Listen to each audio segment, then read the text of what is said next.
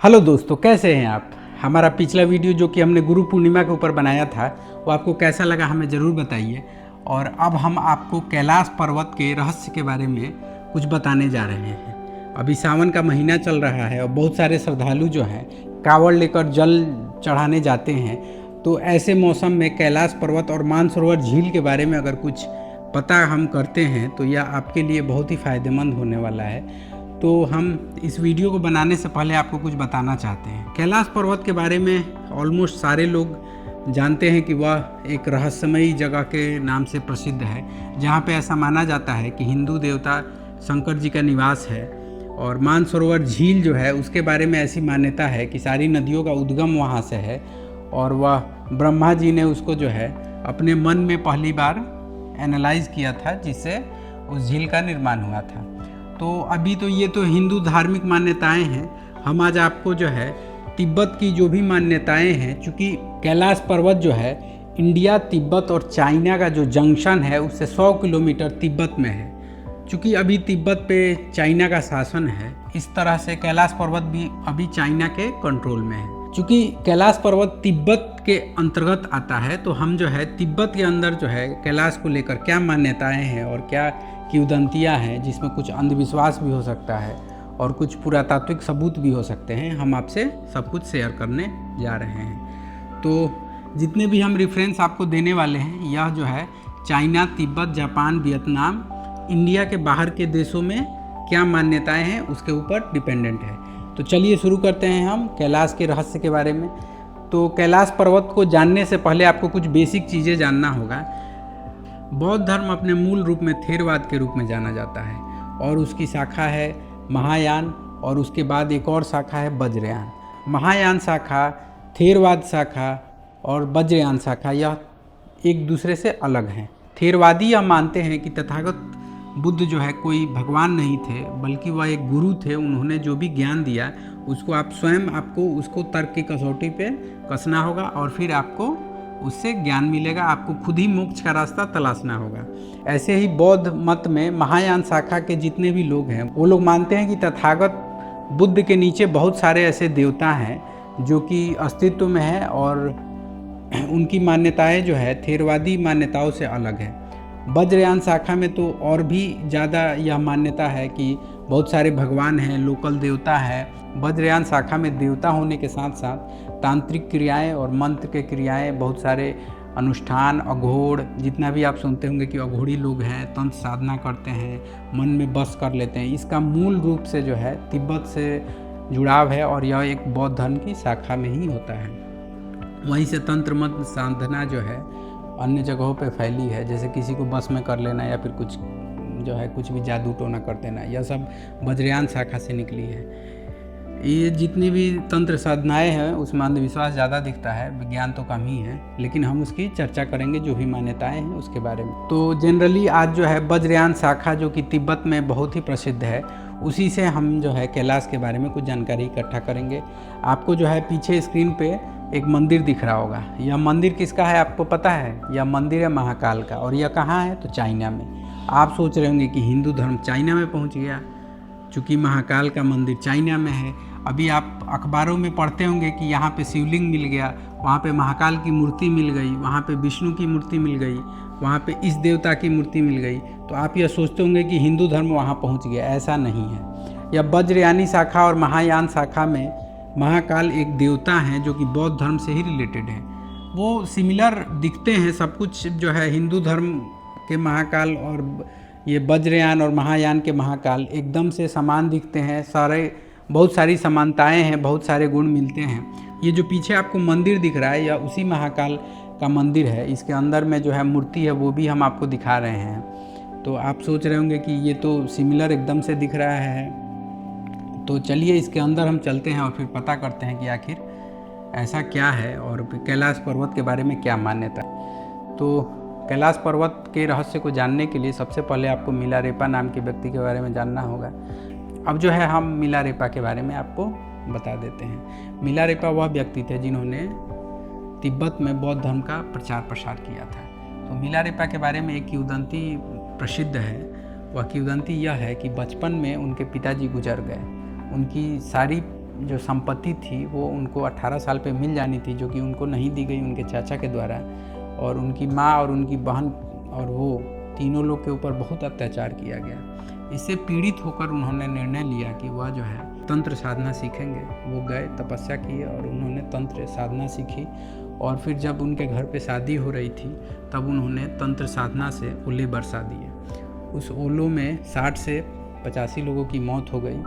और ये कहानी जो है थोड़ा अंधविश्वास से प्रेरित प्रतीत होता है, लेकिन वो मिलारेपा कैरेक्टर जो हैं वो ओरिजिनल थे। तिब्बत में मिलारेपा को बुद्ध के अवतार के रूप में मान्यता प्राप्त है। तो मिलारेपा जो है यहाँ पे जब बहुत सारे लोग की मृत्यु हो गई तो उनको यह एहसास हुआ कि ये तो बहुत गलत हो गया।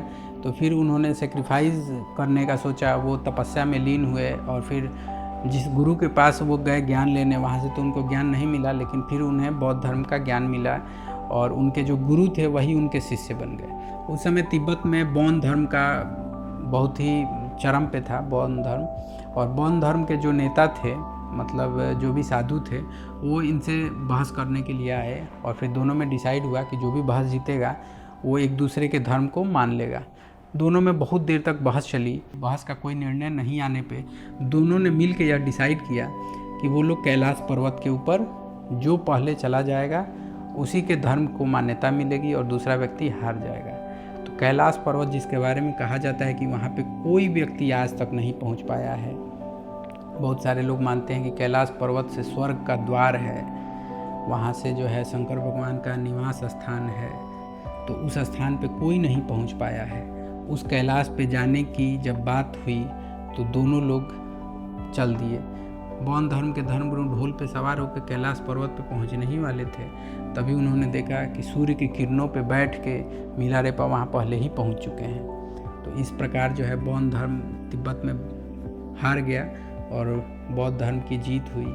इस कहानी से आपको क्या पता चला? इस कहानी से यह पता चला कि जो कैलाश पर्वत है वह तिब्बत के बौद्ध धर्म में इसका बहुत ही महत्व है। तो बज्रयानी जितने भी बौद्ध धर्म के लोग हैं वह मानते हैं ऐसा कि एक तंत्र मंत्र के देवता है।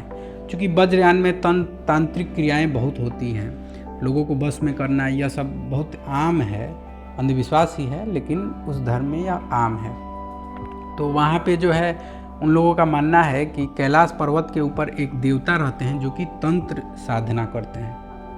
आप शंकर जी मत समझ लेना, ठीक है? तो क्योंकि ये हिंदू मान्यता है और वो बौद्ध मान्यता है। वैसे सिमिलरिटी तो आपको दिख ही रही होगी। तो पीछे आपको फोटो भी दिख रहा होगा। तो वह जो है तंत्र के देवता हैं और चक्र संवर उनका नाम है। संस्कृत में सिमिलरिटी ऐसे निकालिएगा तो उस भगवान शंकर के करीब जाएगा ये, ठीक है? तो तस्वीर भी आप देखिएगा तो आपको सिमिलर ही दिखेगा। अभी कुछ दिन पहले जो है हम भूटान के नेशनल म्यूजियम में गए थे, तो वहाँ पे हमें इस देवता की मूर्ति दिखी। तो हमें लगा शंकर भगवान यहाँ पे कहाँ से आ गए। तो फिर हम नीचे जाके जब हमने देखा तो देखा कि अरे ये तो चक्रसंवर हैं और जिनको कहीं कहीं महाकाल भी कहा जाता है। और यही चीज़ जो है महायान में महाकाल के नाम से फेमस है। जो चाइना में मंदिर है महाकाल का, वो इन्हीं महाकाल का है। अब आते हैं थोड़ा सा और आगे बढ़ते हैं। इनकी तस्वीर जो आपको पीछे दिख रही होगी, इसमें आप देख रहे होंगे कि इनके पैर के नीचे जो है कोई लेटा हुआ है जिसके ऊपर इनका पैर लगा हुआ है। और यह जो है आपको हिंदू देवी काली के तस्वीर से बहुत सिमिलर दिखेगा। तो कैलाश पर्वत के बारे में इनकी ऐसी मान्यताएं हैं। अब हम मानसरोवर के बारे में थोड़ी जानकारी इकट्ठा करते हैं। मानसरोवर झील जो है उसके चारों तरफ 4 मठ है। आप सोच रहे होंगे कि वो तो वहाँ पे हिंदू मंदिर होना चाहिए, लेकिन ऐसा है नहीं। वहाँ पे है मठ और वो मठ जो है आपको पीछे दिख रहा होगा। और वहाँ पे बहुत सारे बौद्ध यात्री जाते हैं। एक्चुअली कैलाश पर्वत के बारे में जो है सिख धर्म में भी कुछ लिखा हुआ है, जैन धर्म में भी लिखा हुआ है। जैन धर्म वाले तो मानते हैं कि उनके जो प्रथम तीर्थंकर थे ऋषभदेव, उन्होंने वहीं पे निर्वाण की प्राप्ति की थी, कैवल्य की प्राप्ति की थी। निर्वाण तो बौद्ध धर्म में होता है। और सिख धर्म, ये पीछे जो आपको फ़ोटो दिख रहा है वह सिख धर्म में महाकाल के वीडियो सिख धर्म में महाकाल का वीडियो जो आपको पीछे दिख रहा होगा, आप उसको समझ सकते हैं, वह कैलाश से ही संबंधित है। अभी जो आपके पीछे तस्वीर दिख रही है उस पर आप देख सकते हैं कि भैंसे के ऊपर एक देवता बैठे हुए हैं जिनका 3 सिर है। उनके हाथ में जो है हथियार है और आप सोच रहे होंगे या तो शंकर भगवान दिख रहे हैं, क्योंकि शंकर भगवान की सवारी बैल है और उनके हाथ में भी ऐसे ही हथियार रहते हैं। लेकिन आप ध्यान से देखिए, इनके गले में जो है नर कंकाल लगे हुए हैं और यह जो है बैल नहीं भैंसा है। और यह देवता जो है वह महायान के महाकाल देवता हैं। कुछ तस्वीरें जो है हमने नेशनल म्यूजियम दिल्ली में ली थी, वहाँ पे भी हमें वज्रयान शाखा की बहुत सारी तस्वीरें देखने को मिली, जो कि एकदम से देखने में कन्फ्यूजन होता है और लगता है कि इनको कॉपी कर लिया गया है। कैलाश पर्वत के बारे में हमने आपको जानकारी उपलब्ध करा दी है। आप सोच सकते हैं कि जो है तिब्बती मान्यता क्या है। जनरली यह मान्यता जो है चाइना, जापान और बर्मा, श्रीलंका ऐसे बहुत सारे देशों में है। इंडिया में ऐसी मान्यता नहीं है, इंडिया में अलग ही कहानी है। तो यह आपके ऊपर है कि आप डिसाइड करें कि कौन सी कहानी सही है, कौन सी कहानी गलत है। हमारा काम है आप तक बात पहुंचाना। और वीडियो आपको कैसा लगा हमें ज़रूर बताएं। ख़राब लगा तो ज़रूर बताएं, एकदम से कमेंट करें और बताएं कि आपको क्या ख़राब लगा। अभी शुरुआती समय है, हमने वीडियो बनाना शुरू किया है, तो हम जो है बहुत अच्छे वीडियो अभी बनाने की कोशिश कर रहे हैं। धीरे धीरे सुधार होगा। आज भी हमारे पास एक कर्निंघम की किताब आई है, इंडिया का भूगोल, जिसके बारे में जो है जिसको स्टडी करके हम आगे आपके लिए वीडियो लाते रहेंगे। वीडियो अगर तो मिलते हैं आपसे अगले वीडियो में, तब तक के लिए नमस्कार, धन्यवाद।